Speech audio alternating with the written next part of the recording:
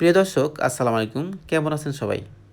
তো আজকে আমি এমন একটি ভিডিও নিয়ে এসেছি যা আপনার জীবনে খুবই গুরুত্বপূর্ণ। সুস্থতা হচ্ছে একটি মানুষের পূর্ণাঙ্গ জীবন যা সুস্থভাবে কাজ করার সঠিক দিক নির্দেশনা দেয়। তো জীবনে কে সুস্থভাবে কাজ করতে না চায়? একটু সচেতনভাবে চললে আপনার জীবনকে, আপনার পরিবারকে সুস্থ সুন্দর রাখতে পারবেন।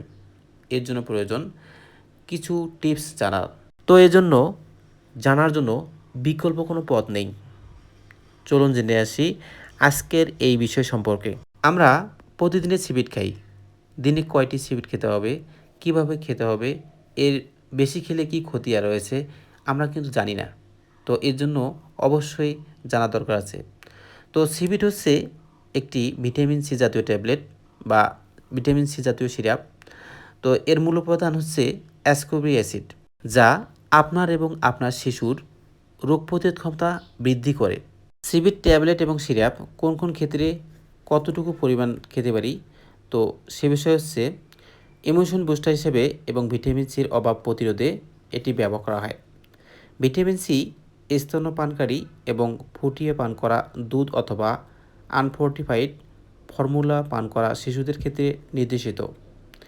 এছাড়াও ভিটামিন সি স্কারবি সংক্রমণ, ট্রমা, পোড়া, ঠান্ডা, এক্সপোজার, অস্ত্রোপচারের পরে সাধারণ ঠান্ডা, জ্বর, স্ট্রেস, ক্যান্সার, মিথাইমোগ্লোবিনেমিয়া, হেমাটোউরিয়া, ডেন্টাল কেরিস্ট, মাড়ির রোগ, ফ্র্যাকচার, পায়ে আলসার, পাউরিয়া, দাঁত ও মাড়ি শক্ত করে, ব্রণ, এথেরোস্ক্লেরোসিস, ভাস্কুলার থ্রম্বোসিস প্রতিরোধে, লেভোডোপা বিষাক্ততা, আর্সেনিক বিষাক্ততা, স্ট্রোকের ঝুঁকি প্রতিরোধে এবং বন্ধ্যাত্বর এর চিকিৎসায় এটি নির্দেশিত। মাত্রা এবং সেবনবিধি। ভিটামিন সির ঘাটতি প্রতিরোধের জন্য শিশুদের ক্ষেত্রে 9 থেকে 13 বছর বয়সীদের জন্য 1 থেকে 2 চামচ প্রতিদিন খাবে। 4 থেকে 8 বছর বয়সীদের জন্য প্রতিদিন 1 চামচ খাবে। 1 থেকে 3 বছর বয়সী বাচ্চারা প্রতিদিন হাফ চামচ খাবে এবং পূর্ণবয়স্ক দিনে 1 থেকে 2টি ট্যাবলেট খেতে পারবে। গর্ভাবস্থা এবং স্তন্যদানকারীদের জন্য সেবনবিধি। গর্ভবতী মহিলাদের ক্ষেত্রে ভিটামিন সি স্বাভাবিক মাত্রায় নিরাপদ, তবে দৈনিক 5 গ্রাম বা তার বেশি মাত্রায় গ্রহণ করলে গর্ভপাত ঘটতে পারে। স্তন্যপান করার সময় ভিটামিন সি নেওয়া যেতে পারে।